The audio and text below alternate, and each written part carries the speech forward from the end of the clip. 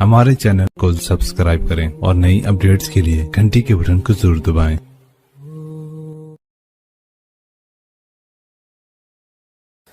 बिस्मिल्लाहिर्रहमानिर्रहीम, अस्सलामु अलैकुम वरहमतुल्लाहि वबरकातुहू। नाज़रीन इकराम, आप देख रहे हैं ज़मज़म ग्राफिक। गुजरात फाइल्स पसे पर्दा हक़ाइक़ का इंकशाफ सिलसिला जारी है। ऐसा लग रहा था कि पहेली के गुमशुदा हिस्से ज़ाहिर होना शुरू हो गए और सारे हिस्से आपस में बिल्कुल सही तरीके से बैठ रहे हैं। प्रयाद ऋषि रियासती ATS का सरबराह था और अमित शाह ने उसको ये राज बताया था कि इशरत जहां को एक बंगले में कैद करके रखा गया था और बेरहमी के साथ कत्ल किए जाने से पहले वो हिरासत में रखी गई थी। लेकिन हर तहकीकात की तरह इस बार भी मुझे इसकी कीमत चुकानी पड़ी। ऐसी कहानियाँ तैयार की गई जिनमें मेरा मजहब और अक़ीदे को मेरे सहाफ़त के साथ जोड़कर दिखाया गया। कुछ दिनों में ही मुख्तलिफ चैनलों के एडिटर और वकला की जानिब से मेरे पास फ़ोन आने शुरू हो गए कि वज़ारत दाखिला के अफसरान मेरे बारे में इफ्तरा पर्दाजी भी कर रहे हैं, यानी झूठे इल्ज़ामात लगा रहे हैं कि एक CBI अफसर के साथ मेरी एक शहवत अंगेज़ CD मौजूद है, यानी अश्लीलता फैलाने वाली CD मौजूद है। ये सुनकर मैं दंग रह गई। मुझे मालूम था कि मुझे खामोश करने की कोशिश है और वो सोच रहे होंगे कि किरदार कुशी के डर से मैं घबरा जाऊंगी। इस सिलसिले में मैंने अपने वालिदैन से बात की। शुक्र है कि अब तक जो कुछ चल रहा था उससे वो बेखबर थे, वालिद साहब बेखबर थे। मेरा भाई आरिफ जो मेरे लिए हिमायत का एक सुतून था, यानी हेल्प और सहायता का एक सुतून था, और मेरी वालदा जो मेरी क़ुव्वत इरादी के लिए रीढ़ की हड्डी की हैसियत रखती थी, ये सब मेरे साथ आ गए। जब मैंने उन्हें इस सिलसिले में बताया तो मेरे वालिद साहब को एहसास हुआ कि मैं घबराई हुई हूँ और मेरी वालदा की तरफ इस्तिफ़हामिया यानी सवालिया नज़रों से देखने लगी। वो भी इतनी ही परेशान खातिर और घबराई हुई लग रही थी।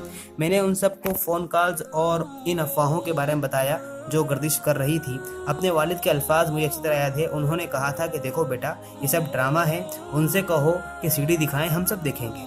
मेरी घबराहट दूर करने के लिए वो हंस पड़े। मेरी माँ ने चैन की सांस ली और मेरे बाल को सिराने लगी। मेरी माँ ने कहा, बेटा, जब हम सब तुम पर भरोसा करते हैं और तुम्हारी फैमिली ने एक सवाल नहीं पूछा तो तुम्हें किसी और की फिक्र क्यों सता रही है। मेरे भाई ने भी कम हिमायत नहीं की। उन्होंने एक सीनियर मीडिया पेशावर की तरह जो वो हैं अपना रद्द-ए-अमल ज़ाहिर करते हुए कहा कि उन्हें एक ख़त लिखो और उन घटिया लोगों को जमकर खबर लो और उनसे पूछो कि क्या उनके पास पेश करने के लिए बस यही था। लेकिन मुझे ज़्यादा कुछ नहीं करना पड़ा। मेरे रफ़क़ाए कार और सहाफ़ी बिरादरी के साथ मेरे साथी मेरे साथ चट्टान की तरह खड़े रहे। शोमा चौधरी जो उस वक्त मैनेजिंग डायरेक्टर थी, उन्होंने इस हफ्ते मेरे खिलाफ जारी घिनौनी तहरीक के जवाब में आर्टिकल लिखा जिसमें उन्होंने ये कहा कि सीनियर एडिटर राना अय्यूब हालिया हफ्तों में मुश्किल दौर से गुजर रही हैं। गुज़िश्ता 3 बरस से ज़्यादा अरसे में राना ने जो तहलका की सबसे वक़ी और बेबाक सहाफ़ी हैं, गुजरात के फ़र्ज़ी इनकाउंटरों की कहानी का डटकर ताक़ुब किया है और उसकी सहाफ़त का मुहर्रिक, यानी उसको हरकत देने वाला, उसको आगे बढ़ाने वाला अदल और दस्तूरी कदरों से गहरी वाबस्तगी है। फिर भी जब इशरत जहां मामले पेश किए गए, उनके दलाइल कौमी पैमाने पर सुर्ख़ी में आ गए तो उन्हें तौहीन आमेज़ तजर्बे से गुजरना पड़ा, क्योंकि उनका जायज़ा एक पेशावर के तौर पर नहीं बल्कि एक मुस्लिम सहाफ़ी के तौर पर लिया जा रहा है। उतना ही नहीं, हौसला शिकन बात यह भी है कि इफ्तरा पर्दाजी पर मबनी एक घिनौनी तहरीक उनके खिलाफ छेड़ दी गई है। एक CD के बारे में चेवी गोइयाँ चल रही है कि उसमें वो और एक CBI अफसरान मुलव्विस हैं, जबकि हकीकत में इसका कोई ताल्लुक़ नहीं है। भारत एक नाक़िस तजर्बा है, लेकिन अगर हम इस शायराना तख़य्युल को छोड़ दें जिस पर उसकी बुनियाद रखी है तो फिर हमें ये सुनने को मिलेगा, हिंदू वतन परस्त मुस्लिम सहाफ़ी और ख़ातून पेशावर जिनके पर कतरने की कोशिश हम घटिया झूठ के ज़रिए करते रहे हैं। प्लान शुदा CD वाली कहानी अपने आप खामोश मौत मर गई। दूसरी तरफ अमित शाह के बारे में रोज़ाना इंकशाफात हो रहे थे कि वो रियासती पुलिस के साथ मिलकर मासूम शहरियों के खिलाफ निगरानी के अमल को जारी रखे हुए हैं। ऐसी ही एक शहरी का नाम मानसी सोनी था जो एक नौजवान आर्किटेक्ट थी। ये बात वाज़ेह थी कि उन सब मामलों में मरकज़ी और कलीदी रोल अदा करने वाले में GL सिंघल था जो कभी अमित शाह का राजदार हुआ करता था। एक बड़े अहम वक्त में उन गुफ्तगू को रिकॉर्ड किया गया था।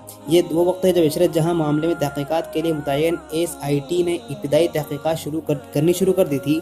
ज़ेर गुफ्तगू अफसर सिंघल, जिसने پسماندہ طبقوں کے افسران کا استعمال کر کے ریاستی پالیسی کو انجام دینا شروع کیا تھا۔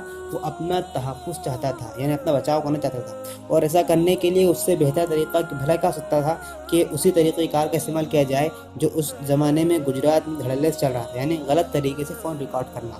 احمد آباد کے کارکنان نے RTI کے ذریعے جو معلومات اکٹھا کی تھی ان میں یہ بتایا گیا تھا کہ 60,000 سے زیادہ نمبروں پر غیر قانونی طریقے سے نگرانی رکھی جا رہی تھی۔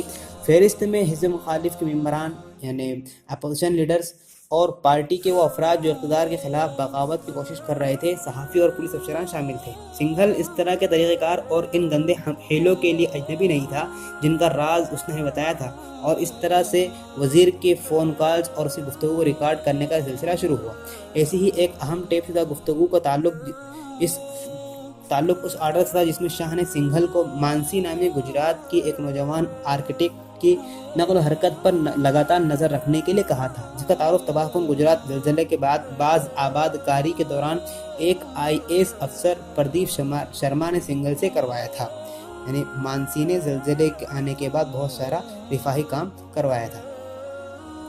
مجھے پتہ چلا تھا کہ مانسی اس وقت بنگلور میں رہ رہی ہے۔ نگرانی سے متعلق تمام حقائق میرے پاس ٹیپ میں موجود تھے، لیکن میں اس چیز سے باخبر تھی کہ ان ٹیپوں کو شائع کرنے کا مطلب یہ ہوگا، شیئر کرنے کا مطلب یہ ہوگا کہ مانسی کی ذاتی زندگی اور بنگلور میں اس کا پرسکون وجود اچانک ختم ہو جائے۔ وقت تیزی سے نکلا جا رہا تھا۔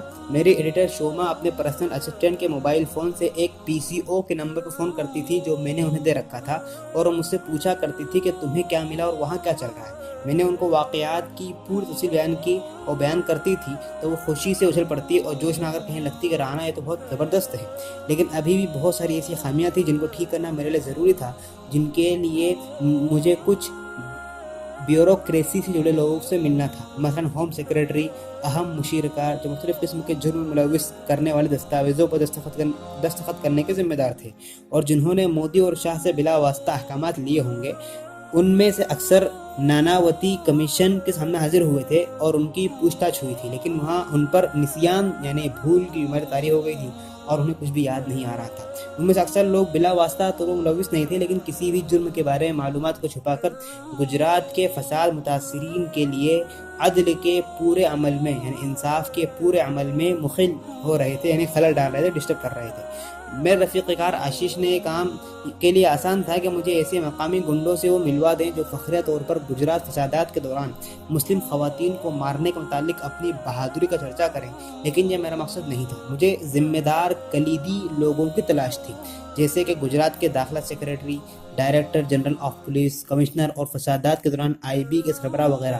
ہر روز میرا سر چکراتا رہتا تھا۔ اتنے سارے ذہنی دباؤ کے ساتھ ایک اور مصیبت یہ آن پڑی کہ مانک بھائی نے ہم لوگوں سے کہا کہ ہمیں اپنے روم خالی کرنے ہوں گے، کیونکہ ان کی اپنی کانفرنس ہونے والی تھی اور آنے والے وفود کو ان تمام کمروں میں ٹھہرایا جانا تھا۔ ایک بار پھر میں بے گھر ہو گئی تھی۔